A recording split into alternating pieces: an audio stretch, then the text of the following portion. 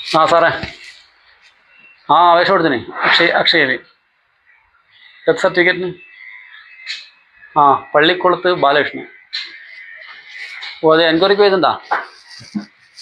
ആ ആയിക്കോട്ടെ ആയിക്കോട്ടെ. ഓക്കെ സാറേ.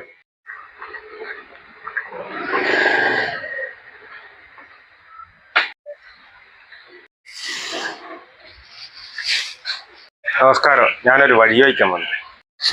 ആരെ വീടേനു? ഒരു ബാലകൃഷ്ണനില്ലേനോ? വീട് ഇപ്പം 3 ബാലകൃഷ്ണനുണ്ട്. 3 ആളിപ്പം ജീവിച്ചിരിക്കില്ല.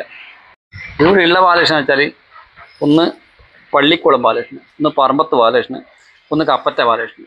പള്ളിക്കുളം ബാലകൃഷ്ണനാണ് അച്ഛൻ പറഞ്ഞത്. ഓ പള്ളിക്കുളം ബാലകൃഷ്ണനാ? ആ പള്ളിക്കുളം ബാലകൃഷ്ണൻ തന്നെ. അച്ഛൻ അയാളെ 1,00,000 ഉറുപ്പിക കൊടുക്കാനുണ്ട്. അച്ഛനാകെ മരിച്ചും പോയി. മരിക്കുന്നതിന് മുമ്പിൽ എന്നെ ഏൽപ്പിച്ചാടു. അപ്പോൾ ഇതാണ് അച്ഛൻ കാശ് കൊടുക്കാണ്ട് ആളെ മോൻ എന്തെങ്കിലും കൂടായി 10 രക്ഷപ്പെടണം. അല്ല, പള്ളിക്കുളം ബാലകൃഷ്ണൻ മരിച്ചു, നിങ്ങളച്ഛനും മരിച്ചു. കൊടുക്കാനും വാങ്ങാനുള്ളവർ രണ്ടാളും മരിച്ചു. ഇനിയിപ്പോൾ നിങ്ങൾ പള്ളിക്കുളം ബാലകൃഷ്ണൻ്റെ വീട്ടിൽ പോയാൽ അയാൾ മോനും നിങ്ങളും തമ്മിൽ എന്തെങ്കിലും പ്രശ്നമാവും. നിങ്ങളച്ഛനും പള്ളിക്കുളം ബാലകൃഷ്ണനും ചിലപ്പോൾ മുകളിലെത്തിയിട്ട് ഒരു തമ്മാമ കോൺഫറൻസ് ആക്കിയിട്ടുണ്ടെങ്കിൽ എന്താ ചെയ്യുക? ഓ അത് ശരിയാണ്. പിന്നെന്ന് വെച്ചാൽ ബാലകൃഷ്ണൻ്റെ മോനെ മഹാ ചൊറയാണ്. കരാട്ടെ, കുൻഫു, തൈക്കാണ്ട് ഇതെല്ലാം പഠിച്ചവനാണ്. നിങ്ങളഥവാ പോയി ചോദിക്കാൻ ചെയ്യുമ്പോൾ ഓൻ ചിലപ്പോൾ നിങ്ങളെ ആക്രമിക്കാൻ സാധ്യതയുണ്ട്. അതുകൊണ്ട് ഇപ്പം അങ്ങോട്ട് പോകണ്ട.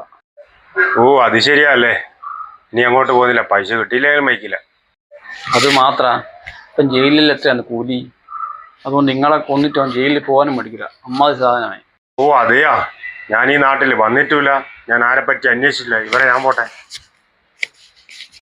ഓ അങ്ങനെ അയാളെടുത്ത് രക്ഷപ്പെട്ടു. ചേട്ടാ ബൈ ബൈ.